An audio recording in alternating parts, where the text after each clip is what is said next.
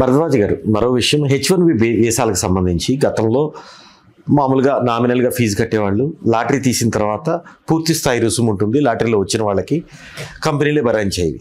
కానీ ఇప్పుడు ఏం చేశారు, నిన్న ఉత్తర్వులు జారీ చేశాడు డొనాల్డ్ ట్రంప్.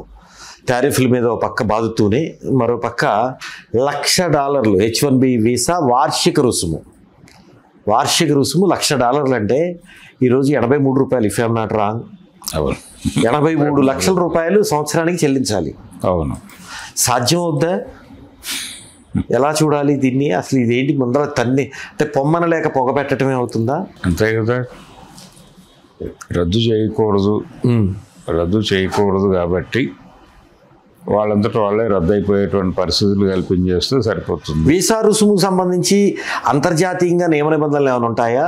తమ దేశం తాము వాళ్ళ రుసుము పెట్టుకునే యాక్చువల్గా ప్రపంచ మార్కెట్లో ఈ రకమైనటువంటి ఎవరి మార్కెట్ను వాళ్ళు ప్రొటెక్ట్ చేసుకోవడానికి రకరకాల ఇవి తీసుకుంటారు, గోడలు కట్టుకుంటారు. అవును, అది గతంలో ఉండేది. అవును, ఏది లిబరలైజ్ మంది ఎల్పిజి రోజుల్లో ఉన్నాం మనం. ఎల్పిజి అంటే లిబరలైజేషన్, గ్లోబలైజేషన్. ఈ ఎల్పిజి ఎరాకి ముందు ఎవరి పద్ధతిలో వాళ్ళు గోడలు కట్టుకుని ఉండేవాళ్ళు. ఇక్కడ కూడా మనకు దిగుమతి సుంకాలు భారీగా ఉండేవి కాబట్టి బయట నుంచి సరుకు స్మగుల్డ్ అయి వచ్చేది. అవును, స్మగుల్డ్ సరుకులు అమ్మేవాళ్ళు కదా మనకి ఇక్కడ. అవును, దొంగ పద్ధతుల్లో రహస్యంగా తీసుకొచ్చి వాచీలు, అవును, అవి అమ్మిన చరిత్ర చూసాం కదా మనం. కాబట్టి ఈ రకమైన గోడలు కట్టుకోవడం అనేది కరెక్ట్ కాదు. ప్రపంచం అంతా ఒకటే మార్కెట్ అన్న పద్ధతిలో మనం ఈ ప్రపంచ మార్కెట్లోకి ఎంటర్ అయ్యాం. అవును, మార్కెట్ ఎకానమీలోకి దేశాలు ప్రవేశించింది అక్కడ. ఇప్పుడు మళ్ళీ మేము గోడలు కట్టుకుంటాం అంటున్నారు వాళ్ళు. ఈ గోడలు కట్టుకోవడంలో భాగమే ఇదంతా. ఎందుకు చేస్తున్నాడు ఇదంతా? నేటివ్ ఓటర్స్ని నిలబెట్టుకోవడం కోసం. నెగిటివ్ ఓటర్సా, లేకపోతే రష్యా దగ్గర మనం చమురు కొనొద్దు అంటే కొన్నాం, రెండవది అమెరికా వద్దన్న పని చేస్తున్నాం, ఇంకొకటి డాలర్కి ప్రత్యామ్నాయంగా బ్రిక్స్ కరెన్సీని తేవాలనే ప్రతిపాదనలు, ఆ బ్రిక్స్లో మనం కూడా భాగమై ఉన్నాం. ఇప్పుడు అమెరికాని ప్రొటెక్ట్ చేసుకోవడం అనే దానిలో ఇవన్నీ వస్తాయి, ఇవి కూడా ఉంటాయి. కానీ కీలకం ఆయన ఎన్నికల సందర్భంగా చెప్పినటువంటి మాటలు ఉన్నాయి. అందులో ఒకటి నేటివ్ ఇంట్రెస్ట్ ప్రొటెక్ట్ చేస్తాను అని, అది కీలకం. అంటే ఈ H1 వీసాలు ఈ వ్యవహారంలో పర్టికులర్గా ట్రేడ్కి సంబంధించిన గొడవ వేరు. అవును, అది అవుట్ సోర్సింగ్ విధానం. అవుట్ సోర్సింగ్ కూడా వాళ్ళ నేటివ్ ఇంట్రెస్ట్ని కాపాడటమే. ఎందుకంటే చాలా వరకు అవుట్ సోర్సింగ్ చేసుకున్నాయి. అవును, లోకల్స్కి ఉద్యోగాలు ఉండని పరిస్థితి ఉంటుంది కదా, ఉపాధి దొరకదు వాళ్ళకి. అవును, అందుకని వాళ్ళ ఉపాధి గ్యారంటీ చేస్తూ అవుట్ సోర్సింగ్ మీద ఉక్కుపాదం మోపిన ట్రంప్ అనేది వాళ్ళకి ఆనందం కలిగించే వార్త పేపర్లో. అవును, అలాగే లోకల్ ఇండస్ట్రీని కాపాడటం కోసం మేము ఇంపోర్ట్ ఇది పెంచాము అంటే అది కూడా లోకల్ పీపుల్కి ఆనందం కలిగించేటువంటి వార్తే. అవును, ఎక్కడైనా సరే ఏ దేశంలోనైనా వాళ్ళకి ఆనందం కలిగిస్తుంది. కానీ ఇక్కడ ఇంకొక ప్రాబ్లం ఏముందంటే దీన్ని వీళ్ళు చేస్తున్నారు అంటే పొలిటికల్ నిర్ణయాలు జరుగుతున్నాయి అలాగే. కానీ అక్కడ ఉన్నటువంటి పారిశ్రామికవేత్తలు, కార్పొరేట్లు దీనికి అనుకూలంగా ఉన్నాయా అంటే లేవు. పొలిటికల్ ఇంట్రెస్ట్తో మాత్రమే ఇది చేస్తున్నాడు ఆయన. కానీ ఆయన మీద ఉన్నటువంటి లేయర్లో వాళ్ళు ఉన్నారు. వాళ్ళు దీనిలో తీసుకెళ్తారు నెమ్మదిగా. ఈ ధోరణి కొంతకాలం చాలా అగ్రెసివ్గా ఉన్నట్టు కనిపిస్తుంది, కానీ ఇందులో కరెక్షన్ జరుగుతుంది. కరెక్షన్ జరుగుతుంది డెఫినెట్గా. అంటే ఆ 1,00,000 ప్లేస్లో తగ్గుతుంది. రకరకాల చర్చలు జరిపి ఎక్కడో చోట ఏదో ఒక వెసులుబాటు అయితే కల్పిస్తారు. వాళ్ళు వాళ్ళ పద్ధతిని డిస్టర్బ్ చేసుకోవాలనుకోవట్లేదు. నేటివ్ ఇంట్రెస్ట్లను ప్రభుత్వం పట్టించుకుంటోందనే ఫీల్ వాళ్ళకి వెళ్తే క్రియేట్ అవడానికి. రాజశేఖర రెడ్డి గవర్నమెంట్లో 6% రిజర్వేషన్లు ఇచ్చి ఆ తర్వాత సీలింగ్లో 2 ఎగిరిపోతే చివరికి 4 తెలిసినా అంటే ఏదో చేస్తున్నట్టుగా భ్రమ కల్పించి ఏమీ చేయకుండా ఉండటం అనేది అదొక ప్రభుత్వ పద్ధతి. ఆ పద్ధతిలోనే చేస్తున్నాడు. అంటే ఇతను దీని మీద రైట్ చేసేటువంటి అవకాశం లేదు. ఎందుకంటే ఇతని మీద ఉన్నటువంటి శక్తులు ఆ పని చేయనివ్వవు. అతను పనిచేస్తే అక్కడ కూడా శక్తులు ఉంటాయా? మార్కెట్ శక్తులు ఎందుకు లేవు? ఇప్పుడు అమెరికన్ ప్రెసిడెంట్ సర్వోన్నత అధికారిగా మనం ప్రపంచం అనుకుంటుంది, కానీ ఆయన మీద చాలా లేయర్స్ ఉంటాయా? ఉన్నాయి. అన్ని లేయర్లు ఉంచుకొని కేవలం ఈ పబ్లిక్లో ఈ ఫీలర్, స్థానికత మీద ట్రంప్ పనిచేస్తున్నాడనే ఫీలర్ క్రియేట్ అవ్వటం కోసం ఇంత ఉత్తర్వుల దాకా వెళ్తారా? తర్వాత విదేశీ ఉద్యోగులు నిరోధించే చట్టాన్ని తెచ్చి ప్రతిపాదిస్తారా? విదేశీ ఉద్యోగులను నిరోధించడం అనేది కేవలం ఇండియాని ఇబ్బంది పెట్టేది మాత్రమే కాదు.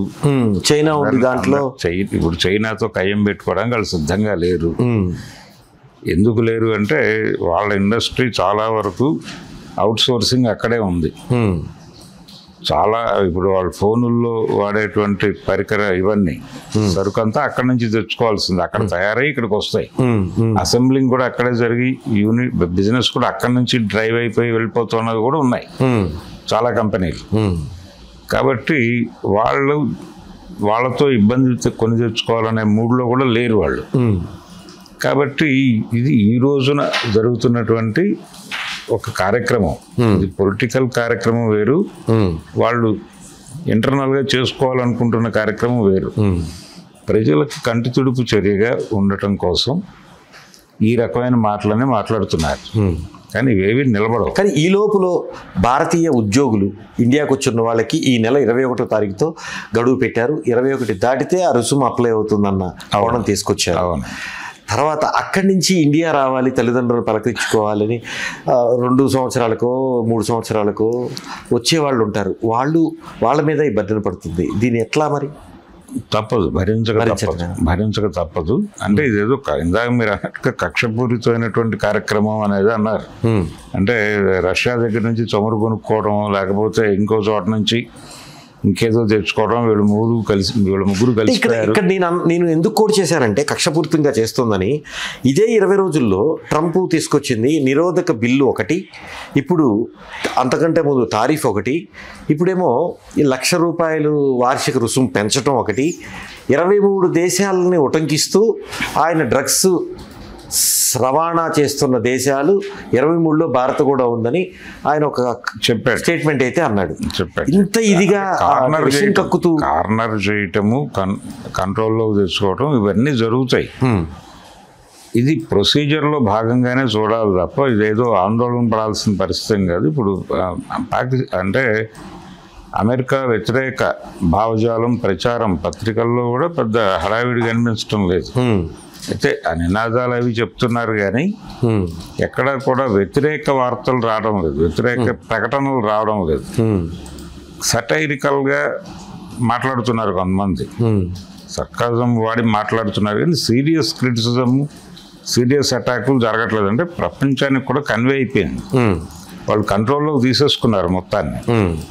తీసుకుని ఏ భావజాలం బయటకు వెళ్ళాలి, ఏ అభిప్రాయాలు బయటకు వెళ్ళాలి దగ్గర నుంచి వాళ్ళు డిజైన్ చేసుకుని మీడియాని ఆ మేరకు నడిపిస్తున్నారు. అందుకని ఇది ప్రపంచవ్యాప్తంగా అందరినీ కన్సిడరేషన్, అందరికీ విషయం చెప్పి చేస్తున్నటువంటి పనే. ఇది ఒక రకమైన ప్రజలకు వ్యతిరేకంగా జరుగుతున్న కాన్స్పిరసీ, అక్కడ ప్రజలకి కానీ ఇక్కడ ప్రజలకు కానీ. ఈ కాన్స్పిరసీ నడపటంలో భాగంగానే ఈ రకమైనటువంటి నిర్ణయాలు ఓపెన్గా మాట్లాడుతున్నాడు. ఆయన మధ్యలో భారత్ అంటే నాకు ప్రేమ అంటాడు, రష్యా అంటే నాకు చాలా ప్రేమ అంటాడు, మేమందరం కలిసి ఉండేవాళ్ళం, ఇలా లేకపోవడం అనేది ఇబ్బందిగా ఉందంటాడు. ఏదేమైనా ఏదో ఒక రోజు వాస్తవాలు తెలుసుకుని ఇండియా తిరిగి నా దగ్గరికి రాకపోదు, మా ఇంట్లో భోజనం చేయకపోదు, ఇలాంటి మాటలన్నీ మాట్లాడాడు ఆయన.